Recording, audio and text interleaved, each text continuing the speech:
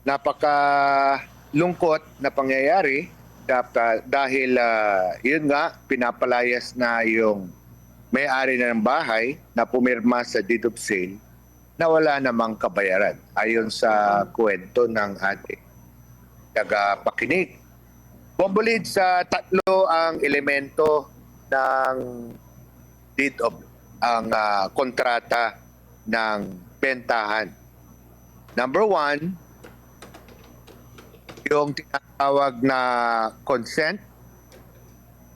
Number two, legal capacity, kakayahan para magbenta. Ibig sabihin, siya ay tatamang anyos, age. So, ibig sabihin, 18 years old and above.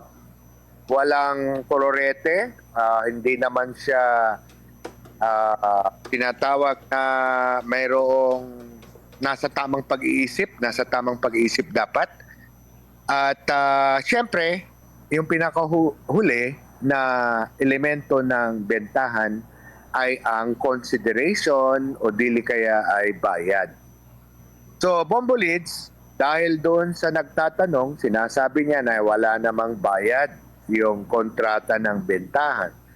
Kung kaya't ibig sabihin, kulang ng isang elemento.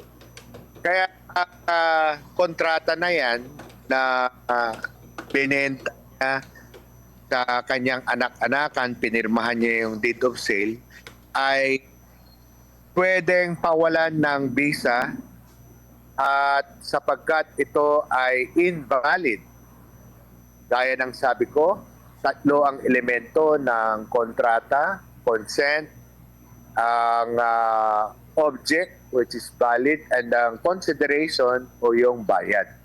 Kaya dahil sa walang bayad, Bombolids, ibig sabihin nito, kulang ang elemento ng bentahan. Kung kaya't pwede po patunayan sa hukuman niyan na walang tunay na bentahan at mapapawalang bisa para hindi siya palayasin sa kanyang lupa.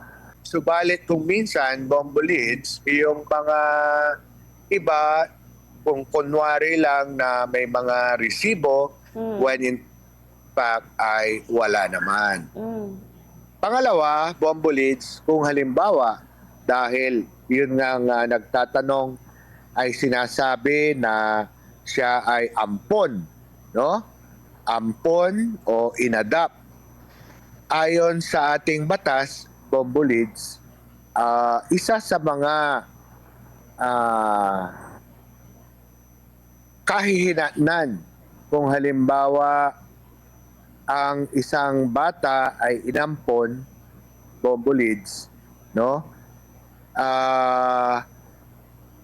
Ayon sa bagong batas ngayon ng adoption, bagamat hindi ma-rescind o ma-revoke ang ampon, decree ng pag-aampon, kung ito ay dumaan sa DSWD na legal, kung halimbawa legal na DSWD na dumaan na ampon, kasi ngayon, Bombolids, ang ampon ay ang pag-aampon o legal adoption ay hindi na dumadaan sa korte.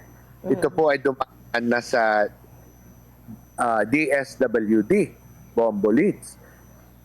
Ayon sa batas, bagamat hindi pwedeng ma-revoke ng nag-aampon, pwede naman niyang i-disinherit, no?